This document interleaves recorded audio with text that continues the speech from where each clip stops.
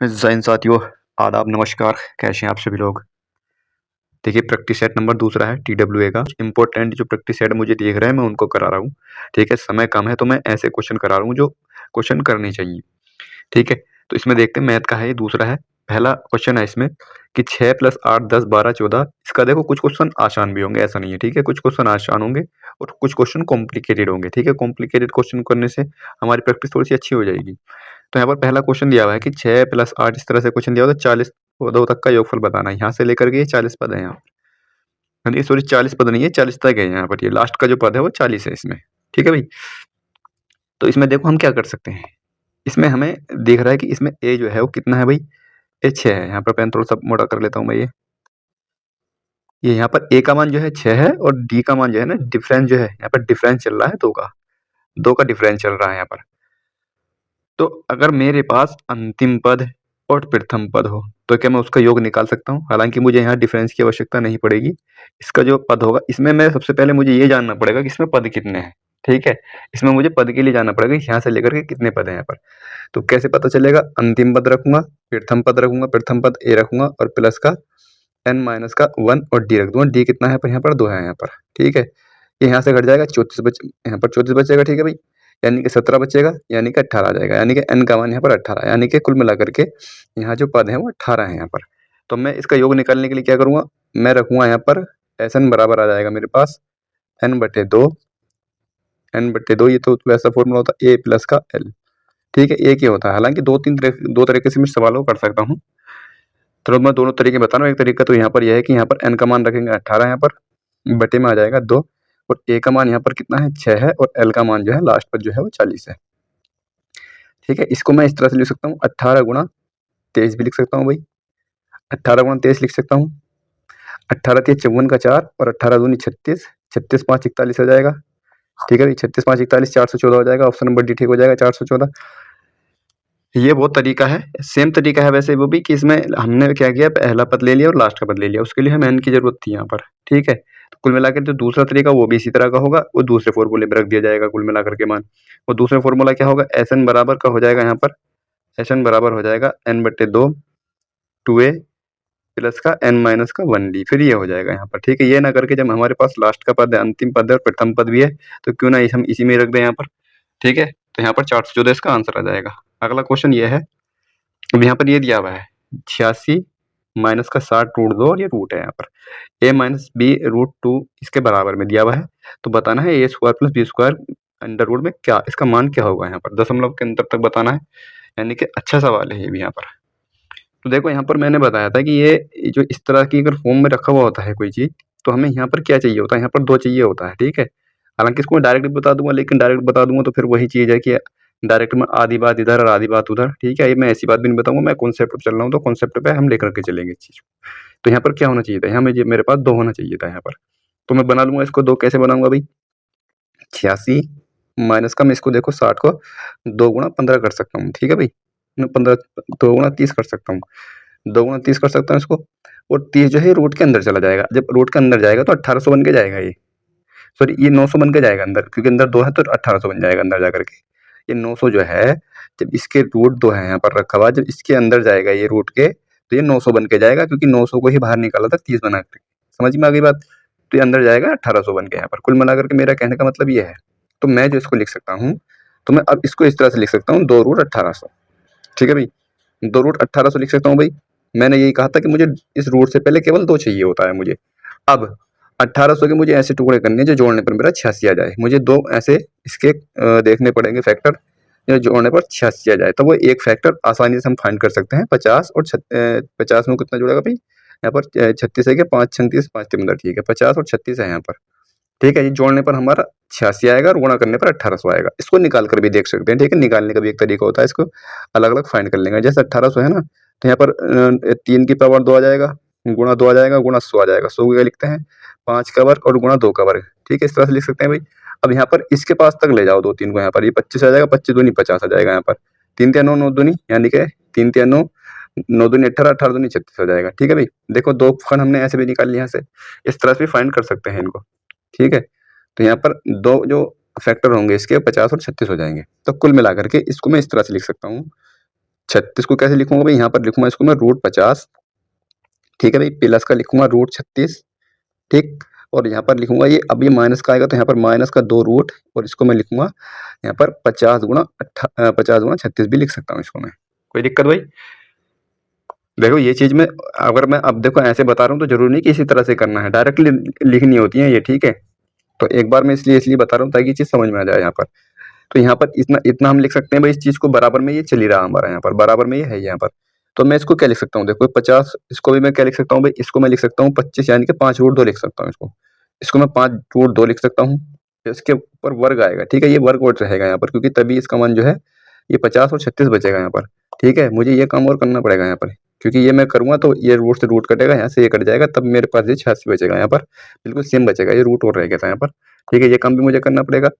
इसको मैं क्या लिख सकता हूँ, इसको ये लिख सकता हूँ भाई 5√2 लिख सकता हूँ, और प्लस का यहाँ पर इसको मैं इसका मतलब मैं 6 लिख सकता हूँ, इसको 6 की पावर 2 लिख सकता हूँ, और माइनस का 2, और इसको मैं अब ये लिख सकता हूँ, चलो 1800 लिख देंगे इसको, कोई दिक्कत नहीं है यहाँ पर, ठीक है। ये यहाँ पर रूट है, ठीक, ये रूट है यहाँ पर। अब इसको मुझे क्या दिख रहा है भाई, ये मुझे दिख रहा है a² plus B, sorry a-b का होल स्क्वायर का फॉर्मूला दिख रहा है यहाँ पर, ये मुझे दिख रहा है a-b के होल स्क्वायर का फॉर्मूला यहाँ पर। इसको मैं जब खोलूंगा तो a² प्लस का b² माइनस का 2ab बचता है, ठीक है भाई। जब हम इसको खोलेंगे तो इसका 50 आ जाएगा, इसका 36 आ जाएगा, 86 हो जाएगा, माइनस इनकी गुणा हो जाएगी यहाँ पर, ठीक है। इतना कर लेंगे भाई यहाँ पर, यानी कि ये जो फॉर्मूला बना है ना, इसके होल स्क्वायर का फॉर्मूला बना है यहाँ पर, यानी कि ये बना है इसका a माइनस का इसका बना है यहाँ पर, ये वाला बड़ा है तो इसको हम इधर रख सकते हैं यहाँ पर 6 और माइनस का 5√2 का वर्ग, इसका फॉर्मूला बना है टोटली यहाँ पर, ठीक है भाई। इतनी बात समझ में आ गई। यहाँ पर मैं क्या करूंगा, इस 2 से ये खत्म कर दूंगा तो मेरे पास केवल ये बचेगा 6 माइनस का 5√2, ये बचेगा, और ये किसके बराबर, ये बराबर है a माइनस का b√2 के, ठीक है। ये बात समझ में आ गई होगी, ये बात समझ में आ गई होगी, ठीक है। तो यहाँ पर मुझे देख रहा है कि a का मान 6 है और b का मान यहाँ पर 5 है, ठीक है। इतनी बात समझ आ गई, यानी कि यहाँ पर मुझे a और b का मान फाइंड करना था। यहाँ पर a का मान कितना आ जाएगा, a का मान आ जाएगा यहाँ पर, देखो इसको थोड़ा सा मिटा देता हूँ ऊपर से मैं, यहाँ पर a का मान यहाँ पर आ जाएगा 6 आ जाएगा a का मान, और b का मान आ जाएगा यहाँ पर, b का मान आ जाएगा यहाँ पर, क्योंकि ये माइनस है तो 5 आएगा, ठीक है। ये भी माइनस, यहाँ भी माइनस, तो मैं कंपेयर करता हूँ इसको, तो b का मान a का मान 6 आ जाएगा और b का मान यहाँ पर 5 आ जाएगा।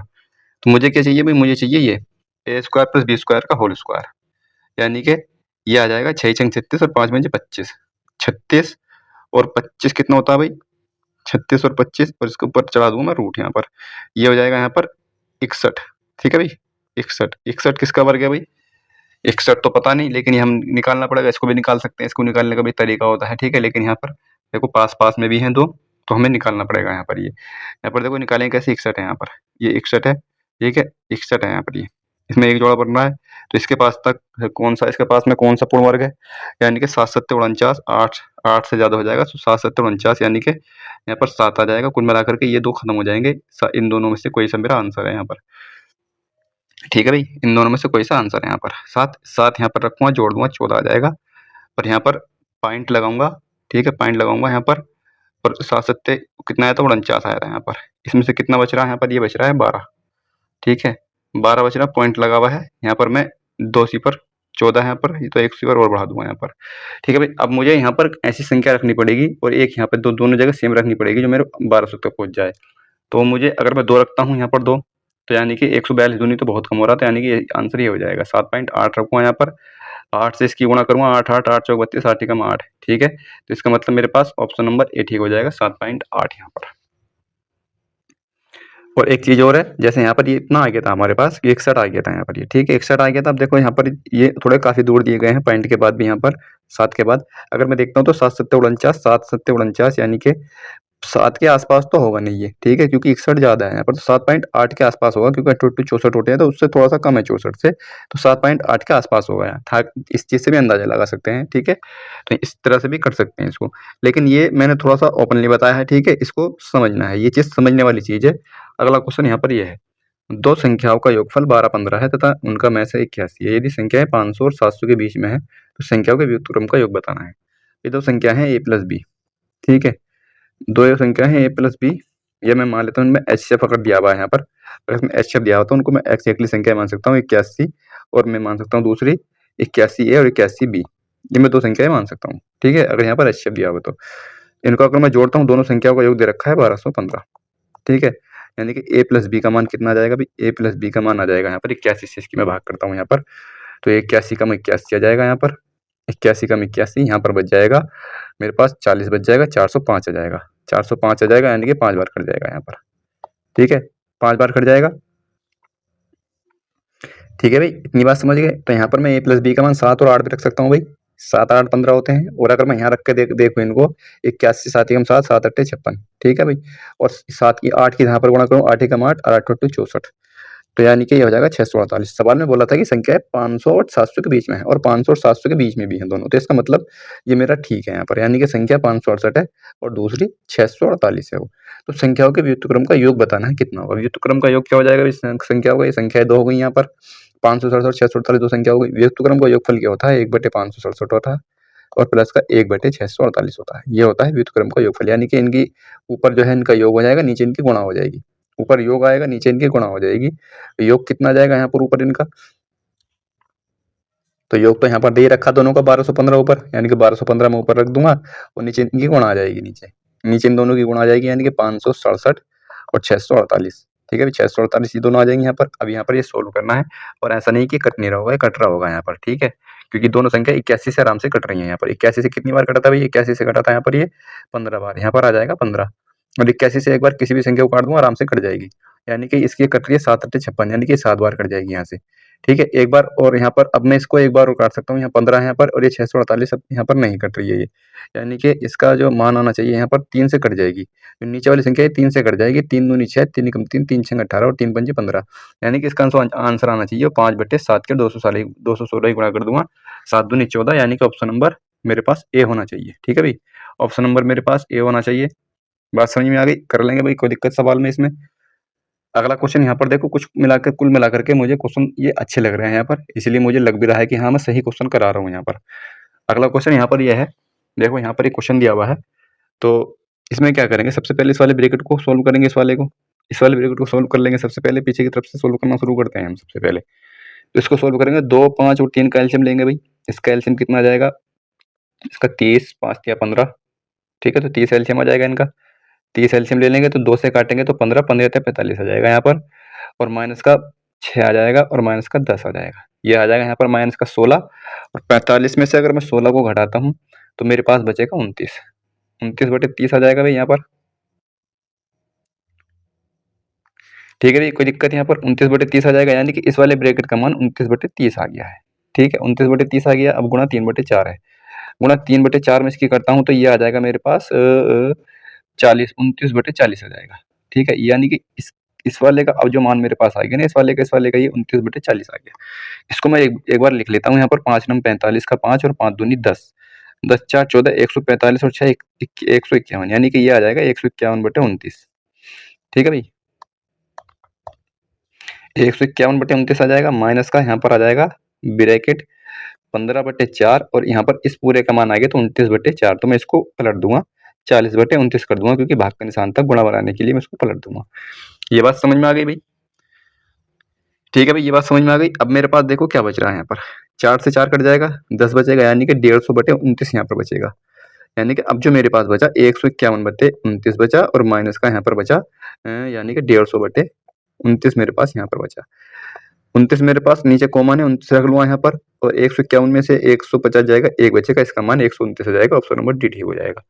कोई दिक्कत भाई? अगला क्वेश्चन देखते हैं। अगला क्वेश्चन यहाँ पर ये रहा, 4 क्रमागत विषम प्राकृतिक संख्याओं के वर्गों का औसत 201 है, ठीक? इनमें से सबसे बड़ी संख्या के 7 गुने और सबसे छोटी संख्या के 3 गुने का औसत बताना है, क्या होगा? ये भी अच्छा सवाल है भाई। तो यहाँ पर इसको फॉर्मूले से भी कर सकते हैं, फॉर्मूला भी होता है इसका, ठीक है? और इसका बेसिक तरीका 3 तरीके में इसके बता सकता हूँ, लेकिन उनमें जो सबसे आसान तरीका है वो मैं यहाँ पर बता रहा हूँ, ठीक है?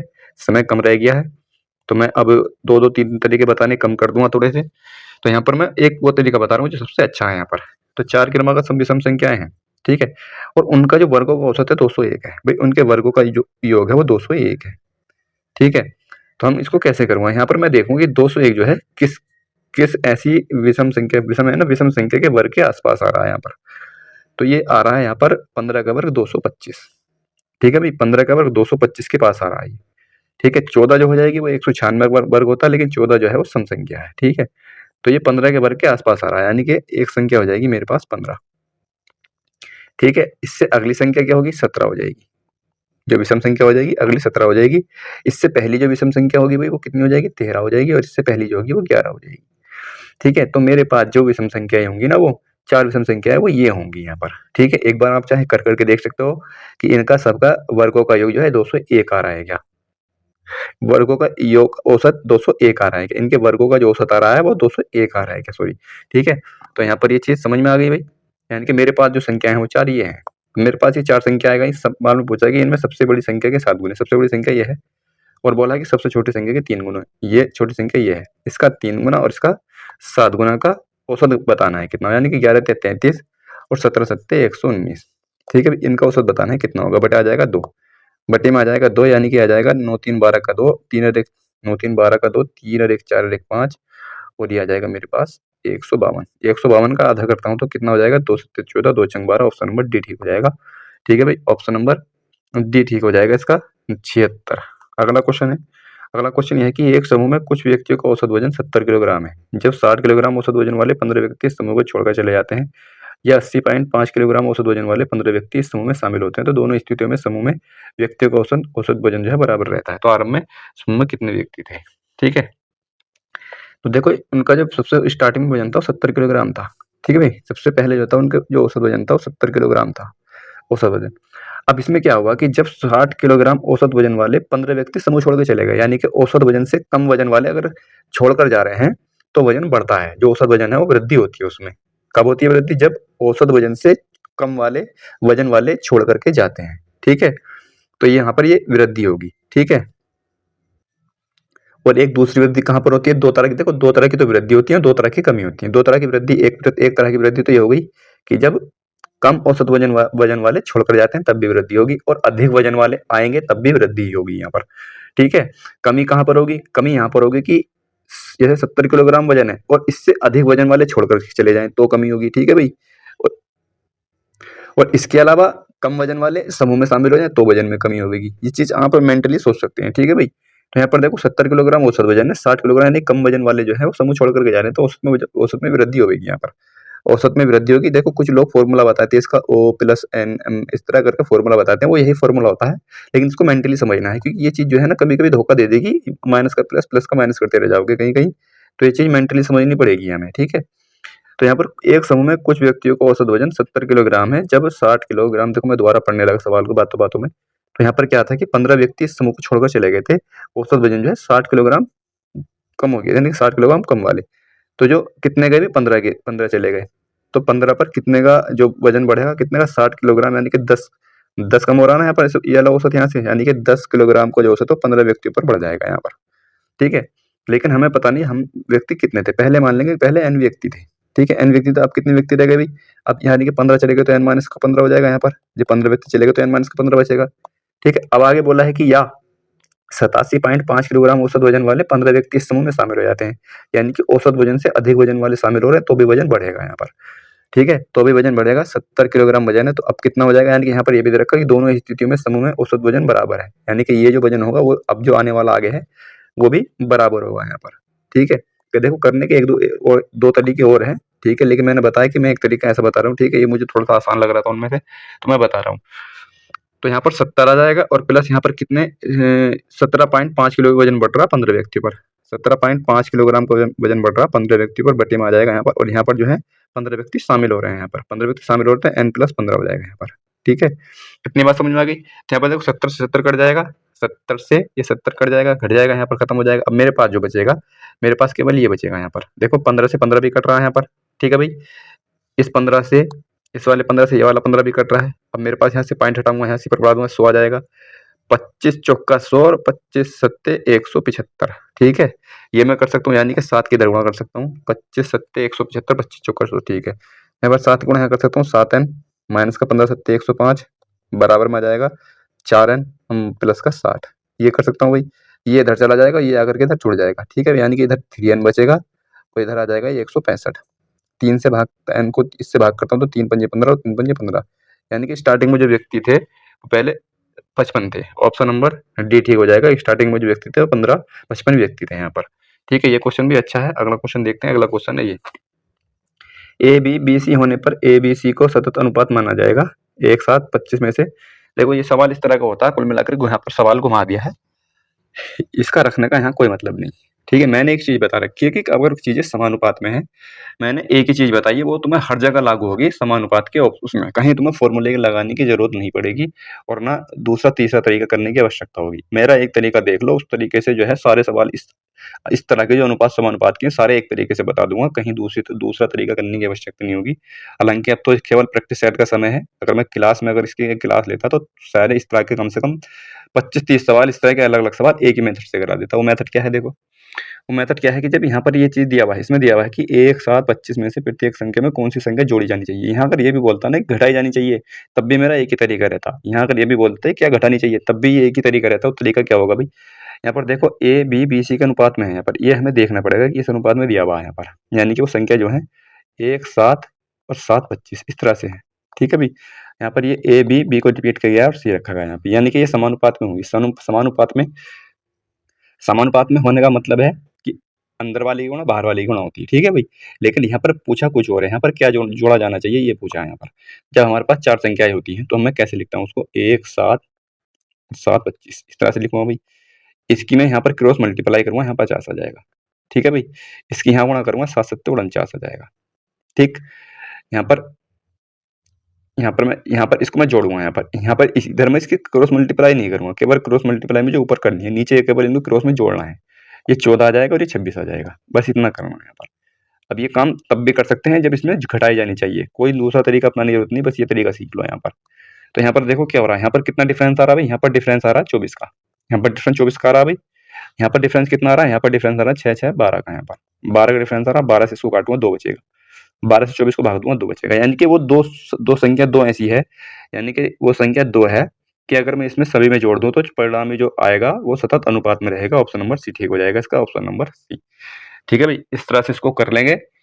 इस तरीके को चाहे एक बार दोबारा वीडियो देख करके देख लो और इस तरह के सभी सवाल करके देख सकते हो कि इसमें चाहे घटानी चाहिए या जोड़नी जानी चाहिए, सब इसी तरीके से हो जाएगा, कोई अलग तरीका अपनाने की जरूरत नहीं पड़ेगी।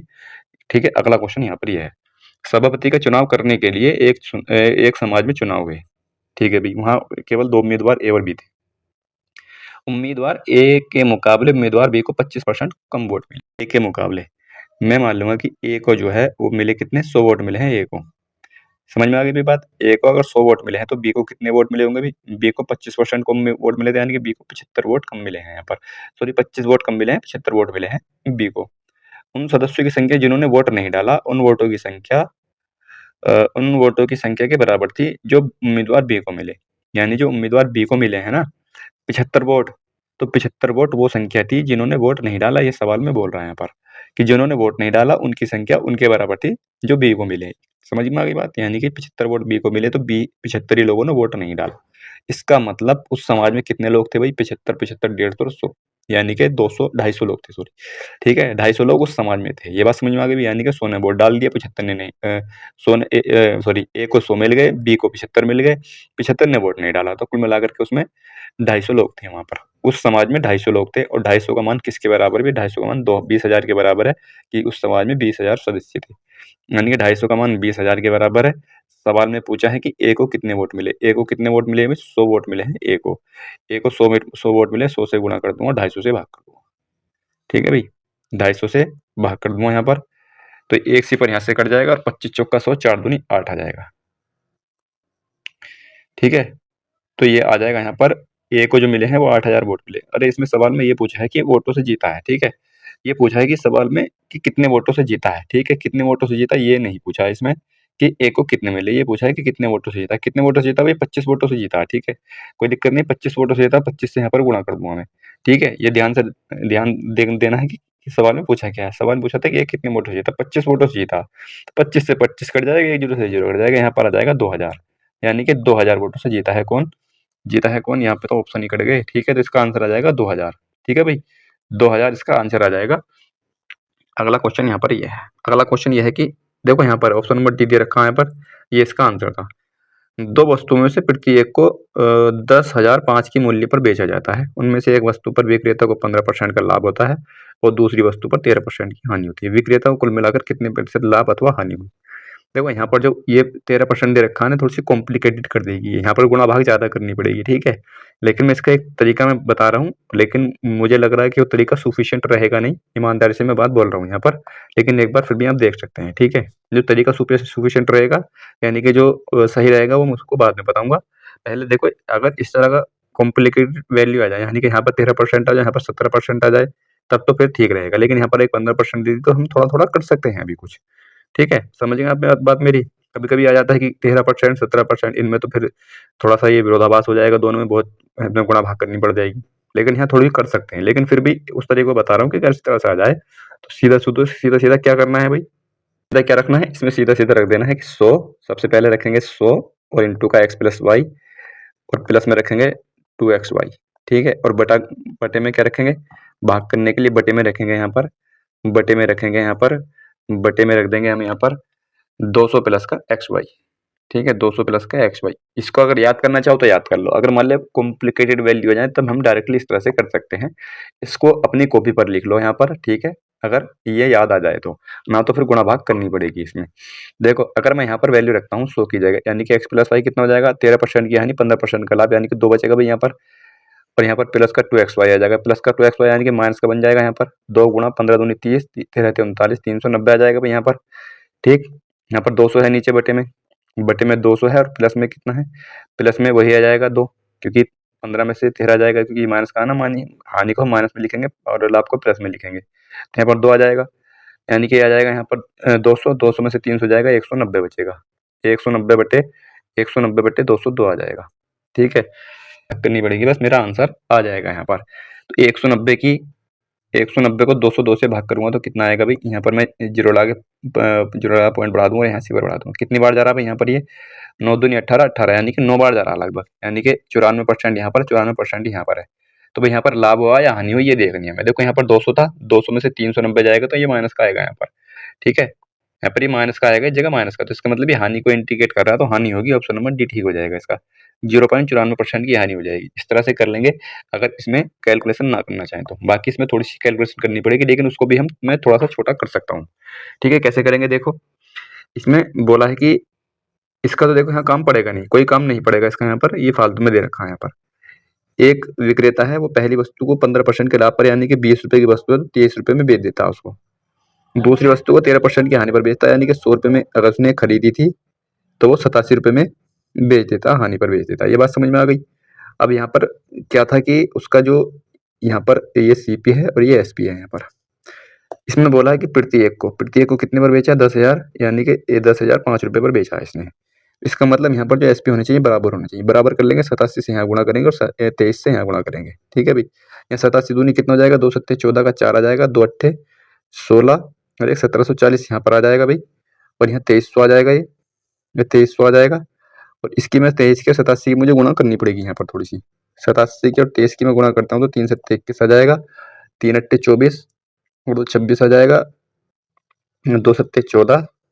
और इसको देखो दूसरी तरह से भी, खैर अब तो गुणा हो गई, लेकिन दूसरी तरह से भी गुणा कर सकते हैं इसकी वैसे। अब यहाँ पर 2 सत्ते 14, 2 अट्ठे 16, 17 आ जाएगा यहाँ पर। ये आ जाएगा 1 0 7, ये आ जाएगा मेरे पास 0, और यहाँ पर आ जाएगा 2001 आ जाएगा, यानी कि इसकी जो गुणा आ जाएगी वो 2001 आ जाएगी। इसकी गुणा आ जाएगी 2001, 2001 ये हो जाएगा, 2001 ये हो जाएगा, ठीक है। ये बात समझ में आ गई भाई? अब यहाँ पर देखो, इसकी जरूरत नहीं पड़ेगी, क्योंकि यहाँ पर लाभ हानि के परसेंट पूछा है। ये नहीं पूछा कि कितने मूल्य पर उसने खरीदा था, ये कुछ ऐसा नहीं पूछा है उसने, ठीक है। तो मैं क्या करूँ, तो 1740 से कितना अधिक हो रहा है भाई यहाँ पर? ये यानी कि इसको यहाँ कितना लाभ हुआ? यहाँ पर लाभ हुआ उसको 260 का लाभ यहाँ हुआ, यानी कि 261 रुपए का लाभ यहाँ पर हो गया उसको, ठीक है भाई। 261 का लाभ यहाँ हो गया, और यहाँ पर कितना हानि हुई? यहाँ पर 299 की हानि यहाँ पर हो गई, ठीक है भाई। यानी कि 261 का लाभ हुआ, 299 की हानि हुई, तो उसको कुल मिलाकर के हानि हो रही है। हानि कितनी हो रही है? 9 में से 1 जाएगा, कितना बचेगा यहाँ पर? ये 8 बचेगा, और यहाँ पर 3 बचेगा, यानी कि 38 बचेगा भाई। 38 बच जाएगा, 38 बच जाएगा। टोटल इसका कितना है भाई? सीपी, टोटल सीपी कितना है? यहाँ पर आ जाएगा नीचे, टोटल सीपी आ जाएगा यहाँ पर 0 4 7 और 3 10 का सिफर, और 3 और 1 4 आ जाएगा, ये आ जाएगा यहाँ पर, ठीक है भाई। ये आ जाएगा यहाँ पर। तो यहाँ पर मुझे इसका परसेंट निकाल देना, गुणा 100 कर दूंगा यहाँ पर, गुणा 100 कर 1 0 से 1 0 कट जाएगा, नहीं 380 आ जाएगा। और यानी कि फिर से ये 2 एकम 2, 2 नम 18 और 202 आ रहा फिर से, ठीक है, फिर से 202 आ गया है। तो देखो ये होता है इसका बेसिक तरीका, इस तरह से भी कर सकते हैं यहाँ पर। अभी फिर से इसको काटेंगे तो 0.94% की हानि हो रही थी यहाँ पर। तो दूसरा तरीका इसका ये है, ठीक है, ये इसका बेसिक कॉन्सेप्ट है, उस तरह से के करेंगे हम इसको। लेकिन हालांकि इसके अलावा और तरीका हो सकता है, लेकिन मैं बेसिक कॉन्सेप्ट पर रहता हूँ तो बेसिक कॉन्सेप्ट आना चाहिए। अगला क्वेश्चन यहाँ पर है ये कि एक निश्चित धनराशि एक निश्चित वार्षिक साधारण ब्याज की दर पर 5/2 वर्षों में इतनी हो जाती है। भाई 5/2 वर्षों में कितनी हो रही है, और साधारण ब्याज की बात पूछी है तो सवाल आसान हो जाएगा, 83 और 30 हो जाएगी। और 11/2 वर्षों में कितनी हो जाएगी, 11/2 वर्षों में हो जाएगी 10 166। ठीक है भाई, यहाँ से मैं इसको घटाता हूँ तो ये 6/2 आ जाएगा, यानी कि 3 आ जाएगा। 3 वर्षों में कितनी हो रही है भाई, वो 3 वर्षों में हो जाएगी, यहाँ पर 6 आ जाएगा, 3 आ जाएगा, और 181 में से 83 जाएगा, तो यहाँ पर आ जाएगा ये 101 में से 83 जाएगा तो 18 बचेगा। ठीक है, ठीक है, 18 बचेगा यहाँ पर, ये 1836 आ जाएगा यहाँ पर। ठीक है भाई, कोई दिक्कत यहाँ पर। तो ये 3 साल का ब्याज आ गया 1836 रुपये। ठीक है, उस जो निश्चित धनराशि है उस पर। 1 साल का कितना हो जाएगा भाई, 1 साल का हो जाएगा 3 छंग 18, 3 एकम 3 और 3 दूनी 6, 612 1 साल का हो जाएगा। सवाल में बोला कि समान राशि पर पूछा है, तो समान राशि पर दोगुनी दर से। भाई इस दर से तो है 612, दोगुनी दर से कितना हो जाएगा, 2 गुना हो जाएगा। दोगुनी दर से अगर मैं देखूं, ठीक है, ये 2 साल का नहीं है, ठीक है, यहाँ पर ये दोगुनी दर से, दोगुनी दर से कितना होगा, दोगुनी दर से 2 गुना हो जाएगा भाई, तो यहाँ पर हो जाएगा ये 1224। ठीक है, 2 गुनी दर से 1224 हो जाएगा 1 साल में। पूछा है 4 वर्षों में, 4 वर्षों में 4 से गुणा कर देंगे, 4 चौक 16 और 4 दूनी 8, यानी कि 1 9, ऑप्शन नंबर ए ठीक हो जाएगा, 4896। ठीक है भाई, समझ में आ गई बात। अगला क्वेश्चन देखते हैं, अगला क्वेश्चन है ये वाला। अगला क्वेश्चन कह रहा है कि 2,50,000 की धनराशि 12% वार्षिक चक्रवृद्धि ब्याज दर पर 1.5 वर्ष के लिए निवेश की जाती है। अर्धवार्षिक रूप से चक्रवृद्धि होने और वार्षिक रूप से चक्रवृद्धि होने पर प्राप्त होने वाले मिश्र धनों में अंतर बताना है, क्या होगा यहाँ पर। ठीक है भाई, देखो इस सवाल को करने का भी हमारा 2-3 तरीके हैं, लेकिन मैं अपने उसी कॉन्सेप्ट पे रहूंगा। ठीक है भाई, तो यहाँ पर 2,50,000, ठीक है, 2,50,000 की धनराशि है, 12% की दर है। दर कितनी है भाई, दर है 12% की, और टाइम कितना है यहाँ पर, टाइम है 1.5 वर्ष का। 1.5 वर्ष को लिखते हैं 3/2। ये इसमें 2 कंडीशन दे रखी है, एक कंडीशन है अर्धवार्षिक रूप से और एक है वार्षिक रूप से। जब अर्धवार्षिक रूप से संयोजित हो रही है, ठीक है, जब अर्धवार्षिक रूप से संयोजित होगी तो दर कितनी हो जाएगी, 6% की हो जाएगी, और टाइम कितना हो जाएगा, टाइम हो जाएगा 3 साल का। समझ में आ गई मेरी बात।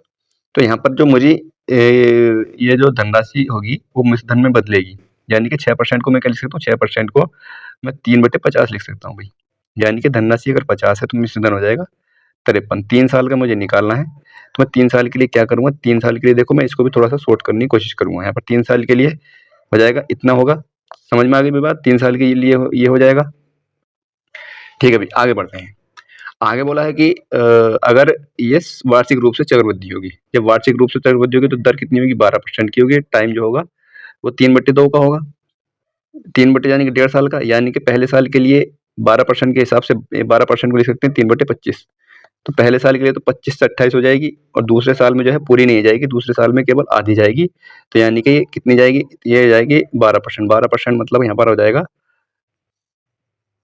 मतलब ये दूसरे साल में हो जाएगी ना, जैसे 1 से ही 1/2 था यहाँ पर, तो ठीक है, दूसरे साल में हो जाएगी केवल आधी जाएगी, 1/2 हो जाएगा, मैं ये कहना चाह रहा हूँ यहाँ पर। तो 25 दूनी 50, यानी कि 50 से 53 हो जाएगी। ठीक है भाई, यहाँ पर कितना धनराशि हो जाएगी 25 पंजे 125, 1250, और इसकी मैं गुणा करता हूँ। इसकी मुझे गुणा नहीं करनी है, अभी मैं ऐसे ही रखूंगा इसको। ठीक है, मैं थोड़ी सी गुणा आसान करने की कोशिश करूंगा, देखो यहाँ पर। ठीक है, इतनी बात समझ में आ गई, इतनी बात समझ गया हो गया, आप इतना कर सकते हैं यहाँ पर। तो पूछा है कि इसमें मिश्र धनों में अंतर कितना होगा, मिश्र धनों में अंतर बताना है। इसको देखो मैं क्या लिख सकता हूँ भाई, इसको लिख सकता हूँ मैं 125, 3000, और इसकी 53 का मुझे केवल ऐसे ही रखना है, 53 को इसी तरह से अभी। ठीक है, मुझे गुणा भाग भी नहीं करनी है यहाँ पर, मुझे इसका और इसका डिफरेंस देखना है कितना होगा। ये तो देखो बराबर होनी चाहिए, ये 1,25,000 है, 1,25,000 1250 है, तो इसको मैं 1,25,000 बनाने के लिए यहाँ 100 से गुणा करूंगा, और यहाँ भी 100 से गुणा कर दूंगा, 100 से यहाँ गुणा कर दूंगा। अब मेरे पास इसका डिफरेंस जो होगा वो मेरा आंसर होना चाहिए, इसका डिफरेंस कितना है भाई, 53 यहाँ पर कॉमन है, 53 को मैं यहाँ से ले लूंगा, मैं यहाँ पर 53 का स्क्वायर आ जाएगा, 53 का स्क्वायर होता है 2809। ठीक है भाई, 53 का वर्ग 2809 होता है, और यहाँ पर कितना बचेगा, 53 यहाँ से बाहर आ जाएगा तो 2800 यहाँ पर बचेगा, माइनस का 2800, यानी कि केवल 9 बच रहा है, 9 गुणा 53 आ जाएगा। 9 गुणा 53 ये डिफरेंस आ जाएगा किसमें, मिश्रधन में। 9 तिया 27 का 7 और 9 पंजे 45, 45 और 2 47 हजार से, यानी कि 477 रुपए का जो होगा वो डिफरेंस आ जाएगा किस पे, 1,25,000 रुपए की धनराशि पर। सवाल में पूछा है 2,50,000 की धनराशि पर, 2,50,000 की धनराशि पर, यानी कि इससे दुगनी है तो डिफरेंस भी 2 गुना हो जाएगा, यानी कि 2 सत्ते 14, 2 सत्ते 14 एक 15, 2 चौक 8 954 रुपए। ऑप्शन नंबर ए ठीक हो जाएगा इसका। अगला क्वेश्चन यह है कि केशव, सुरजीत और थॉमस ने 2, 3, 4 के अनुपात में निवेश करके एक व्यवसाय शुरू किया और उनकी जो अवधि है वो 5, 6, 9 है। भाई उनके रुपए लगे थे, कुछ रुपए लगे थे 2, 3 और 4 के अनुपात में। टाइम दिया हुआ है इनका 5, 6 और 9 के अनुपात में। प्रॉफिट हो जाएगा उनका, ये आ जाएगा 2 पंजे 10, हालांकि यहाँ से 2 2 कॉमन भी है, कोई दिक्कत नहीं। 2 पंजे 10, 3 छंग 18 और 4 नम 36। इसको अब ले लेंगे यहाँ पर 2 पंजे 10, 2 नम 18, यहाँ पर 18 आ जाएगा। ठीक है भाई, बात समझ में आ गई। यानी कि इनका जो लाभ बटेगा वो इस रेशियो में बटेगा, यहाँ पर इस रेशियो में लाभ बटेगा। यहाँ पर बोला है कि लाभ का 20% जो है कार्यालय के किराए और रखरखाव पर खर्च कर दिया उन्होंने। शेष लाभ जो बचा था, यानी कि 80% जो लाभ बचा था, जो 80% लाभ बचा था उसको बांटा गया। यदि केशव और सुरजीत के लाभ के हिस्से में जो है अंतर कितना है, 72, 64, यानी कि उसको ये लाभ में बटेगा, इस वाले लाभ में। किसका, केशव और सुरजीत का। केशव ये है, सुरजीत ये है, ठीक है, पहला केशव दूसरा सुरजीत। तो इसमें जो अंतर है ना, वो अंतर है 4 का। 4 का अंतर किसके बराबर है, 4 का अंतर है यहाँ पर 72, 64 के बराबर है। समझ में आ गई ये बात। एक का मान कितना हो जाएगा यहाँ पर, एक का मान नहीं निकालना, मुझे निकालना है डायरेक्ट 32 का। 5 और 9 कितने हो जाएंगे यहाँ पर, 5 और 9 14 और 18 32 होते हैं। 5 और 9 14 और 18 32 हो जाएंगे, यानी टोटल जो लाभ है 32 है यहाँ पर। ठीक है, तो मुझे इस 32 का मान निकालना है यहाँ पर। इस 32 का मान निकालना तो 32 4 8 32, 8 से गुणा करनी पड़ेगी। तो मेरे पास जो टोटल लाभ जो आ जाएगा मेरे पास, तो टोटल लाभ मेरे पास केवल ये आ जाएगा 72 64 गुणा 8। बात समझ में आ गई भाई। अभी मुझे गुणा नहीं करनी है यहाँ पर, समय खराब नहीं करना है। इसमें बोला था कि 20% जो है उन्होंने खर्च कर दिया था।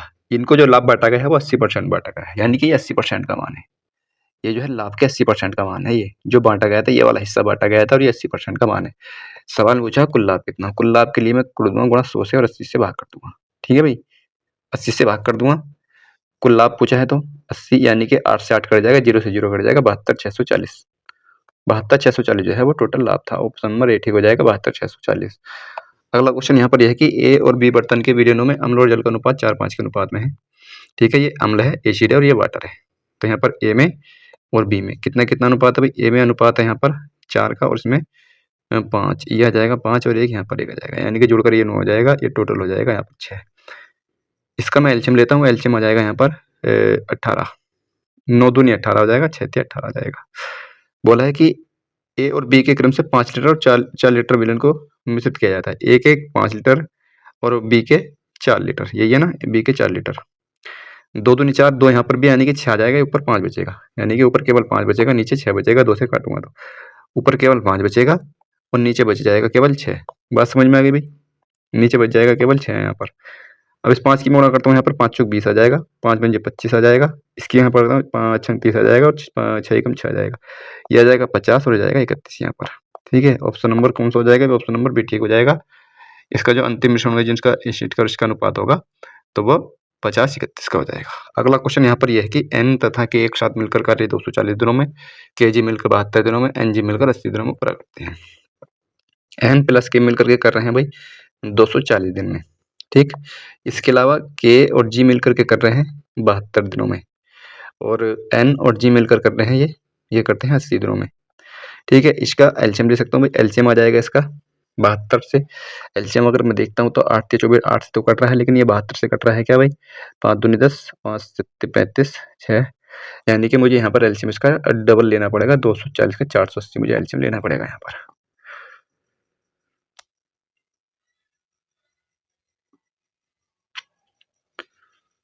ठीक है भाई, 240 से कट रहा है, 72 से कट रहा है क्या, 9 अट्ठे 8 नम 72 और 8 छंग 48, 9 से नहीं कट रहा है, यानी कि मुझे यहाँ पर 720 इसका एलसीएम लेना पड़ेगा। ये मेरे पास जो एलसीएम आएगा 720 आ जाएगा यहाँ पर। ठीक है भाई, एलसीएम यहाँ पर 720 आ जाएगा, इससे अब कट जाएगा 24 तिया 72, यानी कि इनकी जो एफिशिएंसी है वो टोटल 3 है। 72 से काटूंगा 24 तिया 72, 24 तिया 72, ठीक है, 72 से काटूंगा तो इसकी एफिशिएंसी 10 हो जाएगी और इसकी हो जाएगी 8 नंबर 72, 9 एफिशिएंसी हो जाएगी। ये बात आप समझ गए होगे भाई, यानी कि इन तीनों की आ जाएगी 2n प्लस के प्लस जी। इनकी एफिशिएंसी हो जाएगी यहाँ 9 3 12 22 की, यानी कि n plus k plus g, यानी कि तीनों की हो जाएगी इनकी 11। ये बात समझ में आ गई कि इसमें सब में 2-2 हैं यहाँ पर। अब बोला है k अकेला उस कार्य को कितने दिन में पूरा करेगा। k कितने दिन में करेगा, कौन पूछा k, तो n को और g को देखता हूँ। n और g की कितनी है, 9 है, और यहाँ n और g की और k की मिलाकर 11 है, यानी कि यहाँ पर मुझे पता लग गया कि यहाँ पर k की जो एफिशिएंसी है वो 2 है। ठीक है भाई, ये 11 में से कटेगा, इसमें 2 बचेगा, और इसमें से मैं ng को घटाऊंगा तो k बचेगा, यानी कि 11 k की जो एफिशिएंसी है वो 2 है। तो k अकेला उस कार्य को, इस टोटल कार्य को कितने में करेगा, 2 से भाग कर दूंगा तो आ जाएगा 360 में। ठीक है भाई, 360 में करेगा, ऑप्शन नंबर सी ठीक हो जाएगा इसका। अगला क्वेश्चन यहाँ पर यह है कि पाइप ए एक भरने वाला पाइप है, पाइप ए जो है वो भरने वाला पाइप है, और बी और सी खाली करने वाले हैं। ए अकेले टंकी को 10 घंटे में भरता है, और बी अकेले टंकी को 2/3 भाग को 20 घंटे में खाली कर सकता है, यानी कि 2/3 भाग को करेगा 20 घंटे में, तो पूरे भाग को कर देगा 30 घंटे में। भाई 2/3 भाग को करता है कितने में, 20 घंटे में, 2 से 10 बार, यानी कि 30 घंटे में पूरी टंकी को खाली कर देगा। बी की जो एफिशिएंसी खाली करने की वो कितनी है, 30 घंटे की। एफिशिएंसी नहीं, सॉरी, काम है उसका, 30 घंटे में खत्म कर सकता है, अभी एफिशिएंसी भी नहीं है। यदि सभी 3 पाइप एक साथ खोले जाते हैं तो टंकी 40 मिनट में पूरी तरह से भर जाएगी। अब तीनों एक साथ खोल दिए जाते हैं यहाँ पर, ए प्लस बी प्लस का सी, और बी और सी जो है खाली करने वाले हैं, तो टंकी जो है वो 40 घंटे में पूरी तरह से भर जाती है। ये बात समझ में आ गई। यहाँ पर इनका एलसीएम ले लेंगे, 120 आ जाएगा भाई, यहाँ आ जाएगा 12, यहाँ आ जाएगा 4, और यहाँ आ जाएगा 3। बात समझ में आ गई भाई। यानी अब सवाल में पूछा है कि सी अकेले टंकी के 2/3 भाग को कितने घंटे में खाली कर सकता है। सी की बात पूछी है, तो मुझे सी की एफिशिएंसी पता होनी चाहिए। सी की एफिशिएंसी कितनी हो जाएगी, इसकी अगर 12 है, ये दोनों खाली करने वाले हैं, 4 3 7, ठीक है, यहाँ पर 8 बचेगा, और 8 में से 3 जाएगा तो 5 बचेगा। ठीक है, यानी कि सी की जो एफिशिएंसी है, सी की एफिशिएंसी 5 है। सी की एफिशिएंसी 5 है, टोटल काम कितना है भाई, 120 है। सवाल में पूछा है कि 2/3 भाग, 120 का 2/3 भाग खाली करने में कितना समय लगेगा, बटे कर दूंगा 5 से। 3 चौक 12, 4 दूनी 8, 80, 16 घंटे लेंगे, ऑप्शन नंबर डी ठीक हो जाएगा इसका। ठीक है भाई, यहाँ पर थोड़ा सा कंफ्यूजन बस यहाँ पर हुआ होगा कि यहाँ पर ये एफिशिएंसी कैसे आई है। ठीक है भाई, एफिशिएंसी कैसे आई है ये मैं एक बार दोबारा बता देता हूँ। मुझे लग रहा है कि कुछ बच्चों को यहाँ कंफ्यूजन हुआ होगा। भाई ए की एफिशिएंसी कितनी है, 12 है। ठीक है भाई, 12। बी की एफिशिएंसी कितनी है, 4 है, मैंने से 4 घटा कितना आ गया, 8 आ गया। ठीक है भाई, 8 प्लस सी की कितनी है, 3 है। 8 प्लस सी की कितनी है भाई, 3 है। सी की कितनी हो जाएगी, सी की ये खाली करने वाला है तो इधर 8 इधर जाएगा, तो माइनस का 5 ही तो बच रहा है भाई। तो ये माइनस का 5 यही तो इंडिकेट कर रहा है कि खाली करने वाला है, पहली बात। ठीक है, सी की एफिशिएंसी यहाँ पर 5 आ जाएगी इस तरह से। ठीक है भाई, अगला क्वेश्चन देखते हैं। अगला क्वेश्चन यहाँ पर यह है कि एक व्यक्ति अपनी सामान्य गति की 3/5 गति पर चलते हुए अपने कार्यालय सामान्य समय से 20 मिनट देरी से पहुंचता है, देरी से यहाँ पर पहुंचता है। कार्यालय पहुंचने का उसका मिनटों में सामान्य समय क्या है यहाँ पर। ठीक है, इसका देखो एक डायरेक्टली तरीका ये भी है इसका, 3/5 की उसकी गति है और समय 20 मिनट का देरी है, तो इसकी 3 की 20 की गुणा करनी है और इसके डिफरेंस से भाग कर देनी है। 20 या 60, यानी कि 30 आना चाहिए। ठीक है भाई, 30 आना चाहिए, ऑप्शन नंबर सी ठीक हो जाएगा इसका। डायरेक्टली डायरेक्टली तो इस तरह से कर सकते हैं इसको। 3/5 की गति जो दे रखी है, यानी कि इस गति पर, और कितना समय, 20 मिनट की देरी, इस 3 की यहाँ पर गुणा करनी है 20 से, इनके डिफरेंस से भाग कर देनी है, तो 30 आएगा। ठीक है, डायरेक्ट तरीका तो इसका ये है। आगे मैं देखता हूँ इसमें, अगर मुझे अपने बेसिक कॉन्सेप्ट को बनाना है तो मुझे कैसे करना चाहिए। सामान्य गति के 5/3 से, यानी कि पहले उसकी गति 5 थी और बाद में वो 3 कर देता है, ये इसकी स्पीड का रेशियो आ जाएगा यहाँ पर। और स्पीड का रेशियो यानी कि टाइम का रेशियो जस्ट इसका अपोजिट हो जाएगा, 3 और 5 हो जाएगा यहाँ पर। ठीक, बोला है कि अब उसको 20 मिनट देर से पहुंचता है, वो पहले 3 मिनट में पहुंच रहा था, 5 मिनट में पहुंच रहा है वो, ऐसा मान सकते हैं। तो यहाँ पर कितना अधिक हो गया भाई, यानी कि 2 का मान कितना है, 20 के बराबर है। 1 का मान आ जाएगा यहाँ पर 10। 1 का मान अगर 10 आ रहा है तो सामान्य समय क्या था, सामान्य समय की यूनिट यह है, तो 30 हो जाएगा इसका सामान्य समय। और अब पहुंच रहा है 50 मिनट में, यानी कि 30 मिनट में और अब 50 मिनट में, इस तरह से हो जाएगा। अगला क्वेश्चन यहाँ पर यह है, 2 रेलगाड़ियां हैं समांतर पटरी पर विपरीत दिशा में इतनी इतनी गति से चल रही हैं, वो एक दूसरे को पार करने में 18 सेकंड का समय लेती हैं, और इसमें बताना है मीटर में। मीटर में आंसर है। ठीक है, तो यानी कि आसान क्वेश्चन है। आमने सामने की ओर जा रही है तो इनकी चाल जो है जुड़ जाएगी। 42 और 57 कितनी हो जाएगी, ये हो जाएगी यहाँ पर 7 और दोनों, यानी कि 99 हो जाएगी। 99 किलोमीटर प्रति घंटे की चाल से ये उस दूरी को तय करेंगे, यानी कि अपनी ही दूरी को तय करेंगे सापेक्ष चाल से। इसकी लंबाई कितनी है, 270 मीटर है। दूसरी की मुझे पता नहीं कितनी है, दूसरी कितनी हो जाएगी, x मान लेंगे दूसरी की। ठीक है भाई, और ये कितने समय में पार कर रही है, ये समय में पार कर रही है 18 सेकंड में, यानी कि मीटर पर सेकंड की है, सापेक्ष चाल आ गई। सापेक्ष चाल मुझे यहाँ पर चाहिए 99 किलोमीटर प्रति घंटा, 99 किलोमीटर प्रति घंटे को 5/18 करना पड़ेगा। 9 दूनी 18, 9 दूनी 18, 11 5 पंजे 55, यानी कि यहाँ पर आ जाएगा 55/2। ठीक है भाई, ये बात समझ में आ गई। 55/2 मीटर पर सेकंड यहाँ पर आ जाएगा। 2 नम 18, 9 की इधर गुणा कर दूंगा, 270 प्लस एक्स बराबर यहाँ पर आ जाएगा 2 नम 18, 9 पंजे 45 और 9 पंजे 45 और 4 49। ये इधर तक कट जाएगा, दूसरी वाली क्या जाएगी, 5 बचेगा, 2 बचेगा, 2 बचेगा, 225 आ जाएगा। ऑप्शन नंबर बी ठीक हो जाएगा इसका। ठीक है, क्वेश्चन आसान है, कोई दिक्कत नहीं है। अगला क्वेश्चन यहाँ पर यह है कि एक नाव धारा के प्रतिकूल जाते समय 3 घंटे में 18 किलोमीटर की दूरी। भाई यूएस का मान कितना है यहाँ पर, यूएस का मान है यहाँ पर 6, और यहाँ पर अनुकूल जाने के यानी कि डीएस का मान कितना है यहाँ पर है 40। ठीक है भाई, तो मुझे क्या चाहिए, शांत जल में नाव की चाल। शांत जल में नाव की चाल क्या होती है, इन दोनों का योग का आधा होती है, यानी कि 8 आ जाएगी। ऑप्शन नंबर बी ठीक हो जाएगा। ठीक है, ऑप्शन नंबर बी ठीक हो जाएगा। आसान है ये भी, इसमें कुछ नहीं दिया सवाल में। अगला क्वेश्चन यहाँ पर है, इसमें थोड़ा सा ये ढक चुका है यहाँ पर। ये तो माना x 4 अंकों की वह बड़ी से बड़ी संख्या है जो 16, 21, 24, 28 प्रति 1 से विभाज्य है। 4 अंकों की सबसे बड़ी संख्या कौन सी होती है, 99 होती है। 99। ठीक है, 9999 4 अंकों की सबसे बड़ी संख्या है। मुझे किससे विभाजित करनी है, 16, 21 और 24 और 28 से प्रति 1 से विभाजित करनी है। ठीक है भाई, तो यहाँ पर कौन सी संख्या होगी जो इनसे विभाजित होगी, तो इसका मतलब मैं पहले इनका एलसीएम लूंगा। एलसीएम लेने के बाद जब इसमें से इसको भाग करूंगा, जो शेष वाला होगा वो इसमें से मुझे घटाना पड़ेगा, वो संख्या विभाजित हो जाएगी इसके एलसीएम से। एलसीएम कितना हो जाएगा इसका, 16, 21, 24 और 28। ठीक है भाई, इसका एलसीएम कितना आ जाएगा, मैं सबसे पहले 24 रख लेता हूँ यहाँ पर। ठीक है, 24 रख लूंगा यहाँ पर। तो 16 से काटने के लिए मुझे यहाँ पर 2 रखना पड़ेगा भाई, 2 8 16 तभी कटेगा। ठीक है, 3 से काटने के लिए यानी कि 3 यहाँ पर ऑलरेडी मौजूद है, यहाँ पर इससे काटूंगा 3 3 सत्ते 21, इससे काटूंगा यहाँ पर मैं 3 सत्ते 21, 7 तो चाहिए मुझे भाई। यहाँ पर 24 कट गया, यहाँ पर 7 चौक 28, तो ये मेरा एलसीएम आ जाएगा यहाँ पर। ठीक है भाई, ये मेरा यहाँ पर एलसीएम आ गया यहाँ पर। ये समझ में आ गई बात। एलसीएम निकालने का तरीका मेरे साथ रहोगे तो सीख जाओगे, इस तरह से निकाल सकते हैं।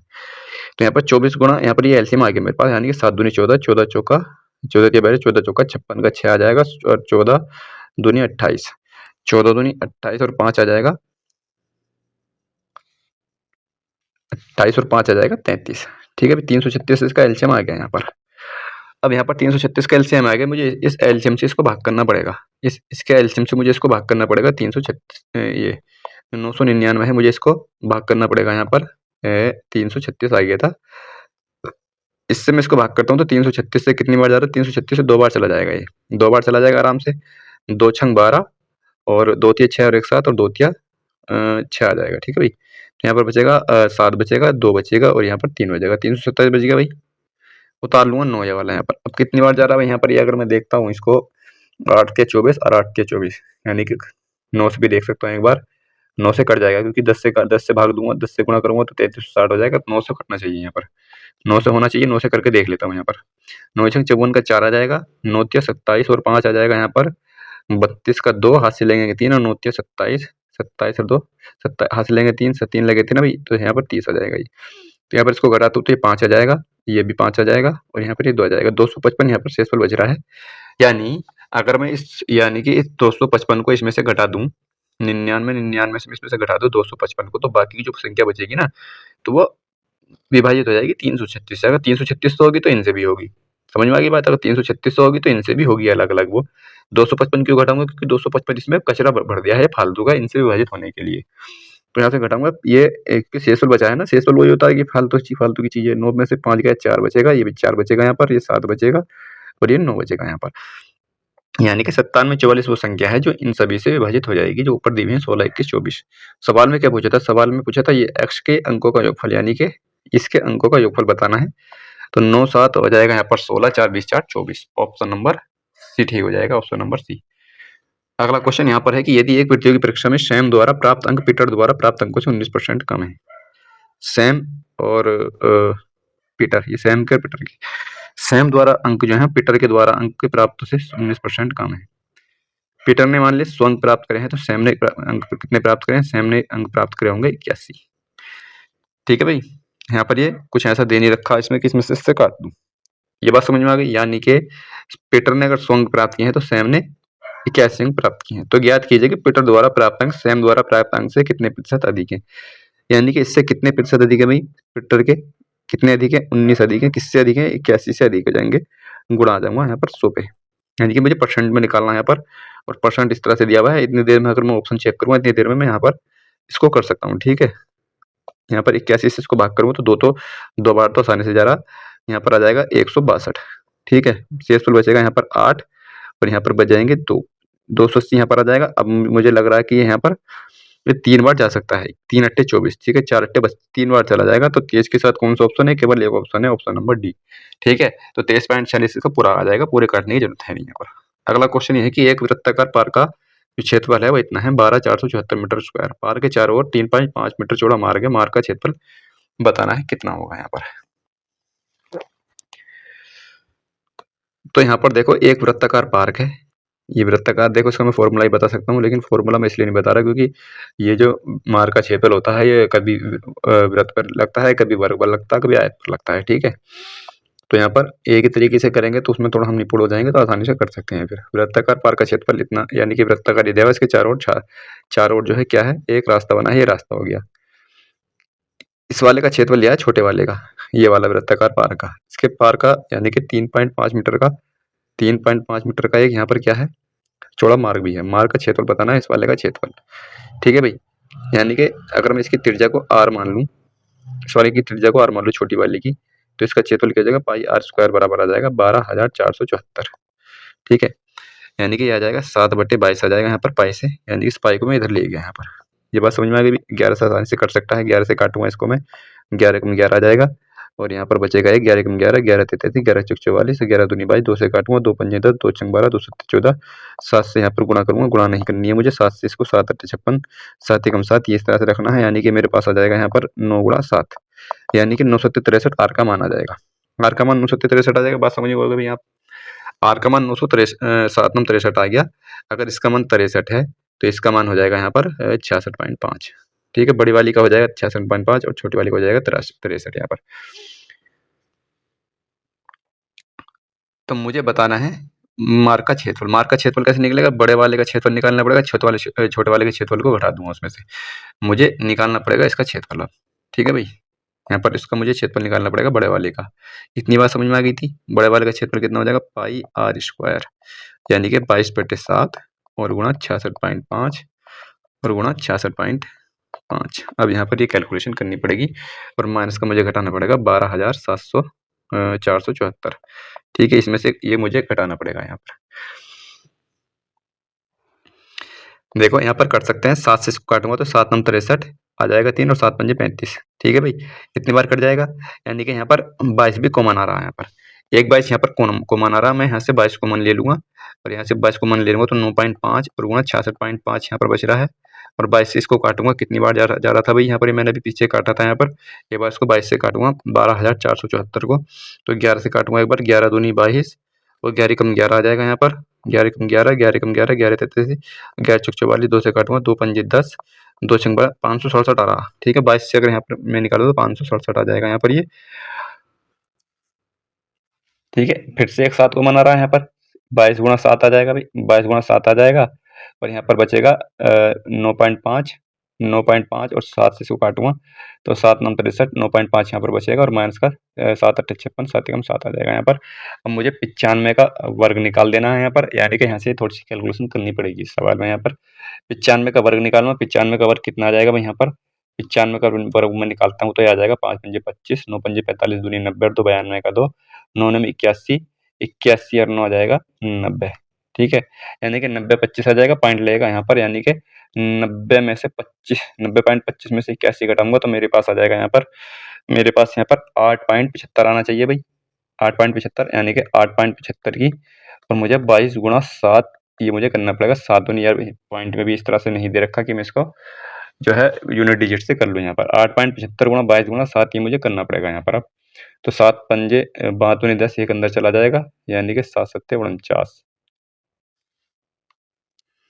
ठीक है भाई। तो इसकी यहाँ आप गुणा करके देख सकते हैं, ये गुणा करके देखेंगे तो आंसर आ जाएगा यहाँ पर। अगला क्वेश्चन यहाँ पर यह है कि एक घनाभ का आयतन 3300 सेंटीमीटर घन है, ठीक है भाई।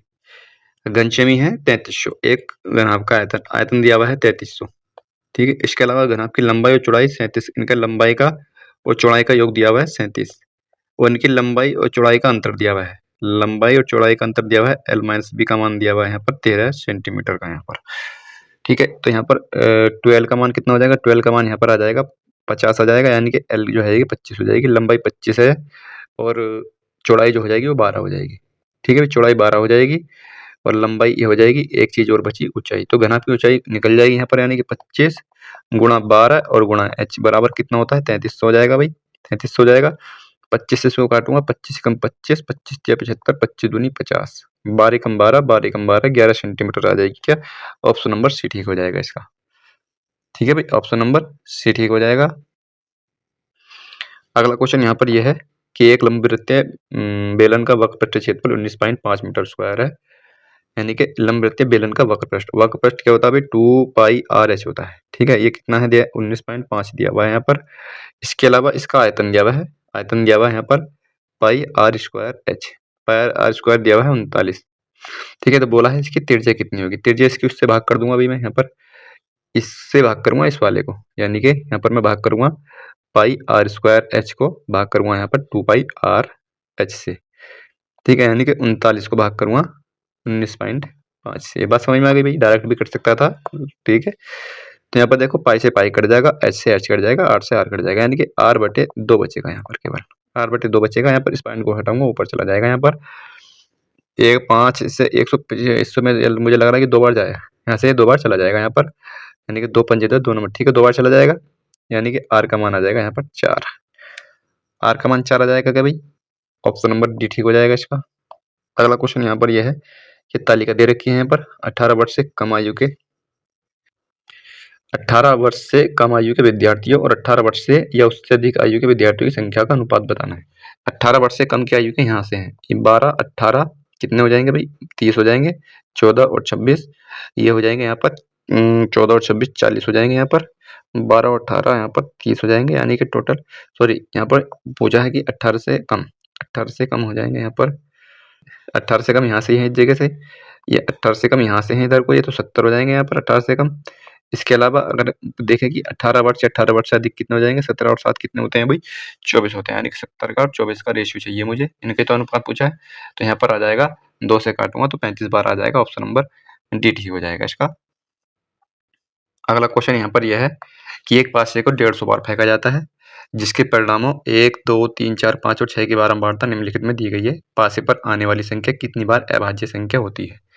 ठीक है, और परिणाम क्या है भाई 1 2 3 4 5 और 6, इनकी बारंबारता है परिणामों की। यहाँ पर अभाज्य संख्याएं कौन कौन सी हैं, 2 हो जाएगी, 3 हो जाएगी और 5 हो जाएगी, यानी कि 3 संख्या यह है जो अभाज्य संख्या है।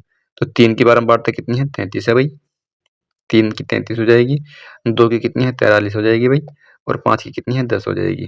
ठीक है, तो ये कितने हो जाएगा जुड़ करके 3 3 6, यानी कि आ जाएगा 4 3 7 और 1 8, तो 86 इसका आंसर आना चाहिए, ऑप्शन नंबर डी ठीक हो जाएगा इसका। अगला क्वेश्चन यहाँ पर यह है कि दिए गए इसका अध्ययन करना है, यहाँ पर बोला है कि 2014 में निर्यात किए गए BCE प्रकारों के वाहनों की कुल संख्या 2015 में, 2014 में BCE 2014 का कौन सा है नीला वाला है यहाँ पर ये, और BEC देखना मुझे BEC BCE, तो यहाँ पर 2014 में 25 43 और 50, 25 प्लस 43 और प्लस 50। ठीक है, 2014 में इन तीनों प्रकार की वाहनों की कुल संख्या होगी। 2015 में 2015 है ये वाला ऑरेंज वाला ABCD यानी कि सभी में कुल संख्या बतानी, यानी कि किसकी 2015 की, यानी कि 35 33 35 33 40 55 और 57। ठीक है, पूछा है इनका संख्या का कितना प्रतिशत है, ये कितना प्रतिशत हो जाएगा इसका ये बताना। 5 3 8 का 8 आ जाएगा यहाँ पर, 5 4 9 2 11 हो जाएगा, 118 आ जाएगा भाई यहाँ पर। ठीक है, इसको अगर मैं जोड़ता हूँ तो जोड़ने पर कितना जाएगा यहाँ पर 5 3 8 5 13 और 7 20 का सिफर आ जाएगा, हाथ से लेंगे तो 5 5 10 4 14 2 16 3 19 और 3 22। ठीक है, 220 आ जाएगा, यानी कि 118 220 का कितना प्रतिशत है ये बताना है। गुणा कर दूंगा 100 से, 1 0 से 0 कट जाएगा, यानी कि 1118 आ जाएगा यहाँ पर। 2 से काटूंगा 2 पंजे 10 और 2 9 18 590 आ जाएगा, और 2 एकम 2 2 एकम 2 आ जाएगा, 11 पंजे 55 आ जाएगा, यानी कि ऑप्शन नंबर ए ठीक हो जाएगा, केवल एक ही है 5 के साथ। अगला क्वेश्चन यहाँ पर यह है कि 27वां क्वेश्चन दे रखा है यहाँ पर, ये कंपनी दी हुई है और ये इसमें कुछ गड़बड़ है क्या भाई, ट्रैक्टर। ठीक है, यहाँ पर देखते हैं कि नीचे दिए गए तालिका में 2 कंपनी द्वारा बेचे गए ट्रैक्टर की संख्या को दर्शाती है दोनों कंपनी द्वारा बेचे गए।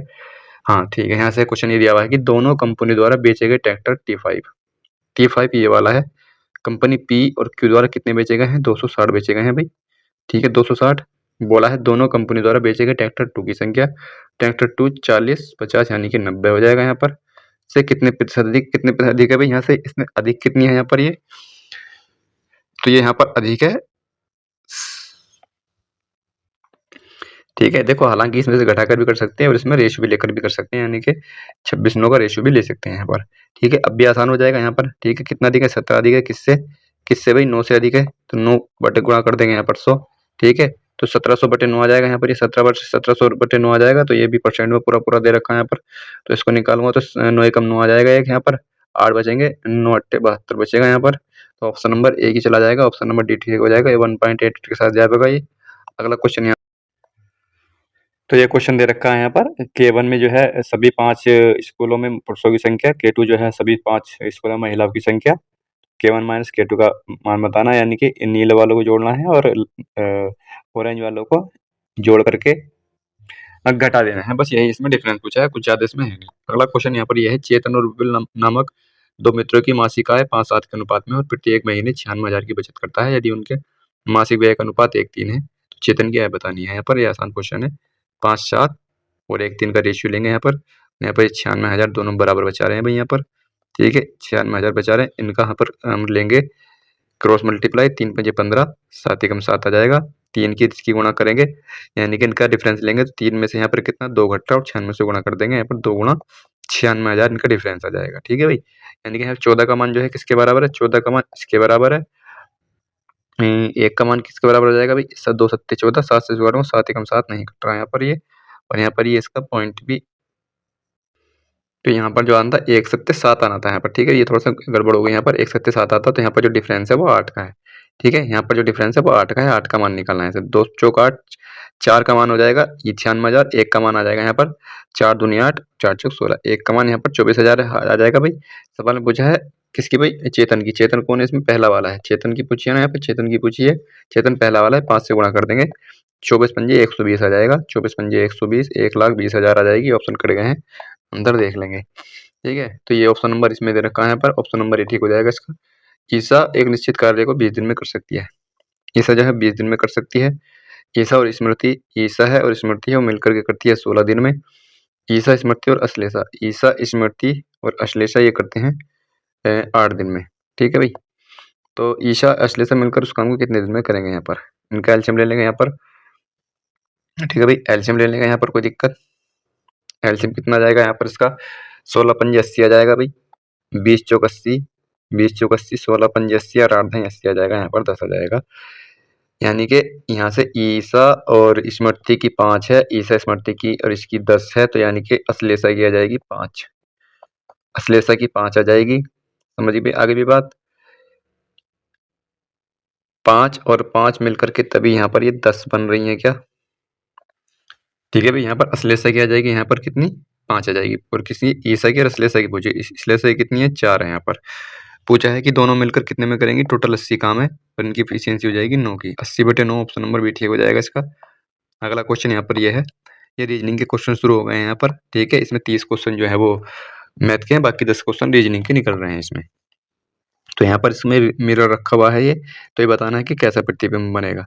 यानी कि हम कोई से भी पहले लास्ट के देखते हैं तो दोनों समान है। लास्ट वाले में पहले वाले में यहाँ पर देखते हैं इस वाले ई को, इस वाले ई को, तो ये ठीक हो जाएगा, ये गलत हो जाएगा, ये भी ठीक हो जाएगा, ये भी ठीक बन सकता है। ठीक है, तो ये तो हम नहीं देखेंगे इसमें। इसके अलावा हम 6 को देखते हैं, तो 6 भी सही बन रहे हैं। यहाँ पर एफ को देखते हैं, तो एफ ये वाला नहीं बनेगा, इसमें से दोनों ठीक बनने, सी भी सही है, जेड भी ठीक है। आर को देखते हैं, तो यहाँ पर आर जो बनेगा वो ये वाला होना चाहिए, ऑप्शन नंबर इसका सी ठीक होना चाहिए क्या भाई? यानी कि 3 ठीक होना चाहिए, सही हो जाएगा 3। अगला क्वेश्चन यहाँ पर यह है, कथन दिया हुआ है सोशल मीडिया की जानकारी की कमी और गलत इस्तेमाल साइबर अपराधों के 2 मुख्य कारण हैं। ठीक है भाई, देखो कथन को ध्यान से पढ़ना होता है एक बार। कथन निष्कर्ष में अधिकतम बच्चे जो हैं ये कथन निष्कर्ष को गलत करते हैं और ये आसान होते हैं, पर ध्यान से पढ़ करके एक बार कर लेते हैं तो इसमें सही होना चाहिए। आसान क्वेश्चन होते हैं लेकिन बच्चे फिर भी गलत करते हैं इसको। सोशल मीडिया की जानकारी की कमी, ठीक है, सोशल मीडिया की जानकारी की कमी और गलत इस्तेमाल साइबर अपराधों के 2 मुख्य कारण हैं यहाँ पर। ठीक है, हमें कथन से ही निष्कर्ष निकालने होते हैं, अपनी इसको पर्सनल लाइफ पर नहीं लेके जाया जाता है। तो यहाँ पर निष्कर्ष दिया हुआ है कि सोशल मीडिया की जानकारी और सही इस्तेमाल से साइबर अपराधों को पूरी तरह से रोका जा सकता है। क्या भाई यहाँ पर कमी और गलत साइबर के 2 मुख्य कारण हैं, सोशल मीडिया की जानकारी की कमी और यानी कि इस तरह की कोई बात नहीं दे रखी कि साइबर अपराधों को पूरी तरह से रोका जा सकता है। पूरी तरह से फिर भी नहीं रोका जा सकता, ठीक है? तो यहाँ पर ये स्टेटमेंट गलत हो जाएगा यहाँ पर, ठीक है? पूरी तरह से नहीं रोका जा सकता। साइबर अपराधों के कई और मुख्य कारण भी हैं, ठीक है? तो यहाँ पर इसमें बोला था कि केवल 2 मुख्य कारण बताए यहाँ पर, और यहाँ पर साइबर अपराधों के कई और मुख्य कारण भी हैं, ठीक है भाई? देखो हालाँकि देखो साइबर अपराधों के बहुत से कारण हैं, लेकिन इसमें अपराधों के 2 मुख्य कारण, इसमें केवल 2 मुख्य कारण की बात की गई थी, तो कई और मुख्य कारण, तो ये भी गलत हो जाएगा यहाँ पर, ठीक है? ये क्वेश्चन आसान दिखाई दे रहा है, लेकिन मैक्सिमम बच्चों ने गलत किया होगा ये। इसका आंसर जो हो जाएगा ना तो 1 और ना ही 2, ठीक है? ऑप्शन नंबर सी इसका अनुसरण करेगा, ठीक है भाई? अगला क्वेश्चन यहाँ पर ये है कि इसमें डायग्राम दे रखा है, यहाँ पर बोला है कितने लाइब्रेरियन ऐसे हैं? लाइब्रेरियन कौन से हैं? यानी कि यहाँ पर निकालना पड़ेगा, यानी कि यहाँ हेक्सागोन दे रखा है, डायग्राम हेक्सागोन लाइब्रेरियन को दिखाता है, यानी कि डायग्राम में हेक्सागोन लाइब्रेरियन, यानी कि ये जो है लाइब्रेरियन को दिखाता है भाई, लाइब्रेरियन। इसके अलावा स्क्वायर जो है, स्क्वायर कौन सा है? ये है, ये टैक्स देने वालों को दिखाता है। और इसके अलावा सर्कल जो है ये किसको दिखाता है? ये दिखाता है पेंटर्स को, ठीक है? पेंटर्स को दिखाता है यहाँ पर। तो बोला है कि कितने लाइब्रेरियन ऐसे हैं जो न तो टैक्स देने वाले हैं और न ही पेंटर हैं, यानी कि इनमें नहीं आ रहे, 15 है केवल, ठीक है? इन दोनों में नहीं आने होने चाहिए वो, तो केवल 15 हैं यहाँ पर वे, ठीक है भाई? ना तो वे स्क्वायर में हो और ना ही वो इसमें हो टैक्स देने वाले, यानी कि वर्ग में होना, तो केवल 15 है, ऑप्शन नंबर डी ठीक हो जाएगा इसका। अगला क्वेश्चन ये है, 7 बॉक्स हैं और डब्ल्यू इस तरह से ऊपर नीचे रखे गए हैं, जरूरी नहीं कि इस क्रम में रखे गए हैं, ऊपर नीचे रखे गए हैं, वो इस तरह से रखे गए हैं भाई, 1 2 3 4 5 6 और एक साथ, ठीक है भाई? इस तरह से रखेंगे। एक और बना देंगे हम यहाँ पर, 1 2 3 4 5 6 और 7 आ जाएगा यहाँ पर। बोला है कि बॉक्स जेड को बॉक्स सी से 4 बॉक्स ऊपर रखा गया है। बॉक्स जेड को जो है 1 2 3 4 सी से 4 ऊपर रखा गया है, सी का तो हमें पता ही नहीं है अभी, ठीक है भाई? सी का तो हमें पता नहीं, तो यहाँ पर 3 स्थान बनने हैं, तो अभी नहीं ले सकते। जो नीचे से तीसरी पोजीशन पर है, बॉक्स जेड को सी से नीचे से तीसरी पोजीशन पर है, यानी कि सी जो है वो यहाँ पर है, ठीक है? सी यहाँ पर है, 1 2 3 4, जेड को बॉक्स सी से 4 बॉक्स ऊपर रखा है, तो जेड सबसे ऊपर आ जाएगा भाई, ठीक है? कोई दिक्कत भाई? समझ में आ गई बात? यानी कि अगर सी को यहाँ रखा गया तो जेड को सबसे ऊपर रखा जाएगा। बॉक्स ए और बॉक्स एक्स के बीच 3 बॉक्स हैं।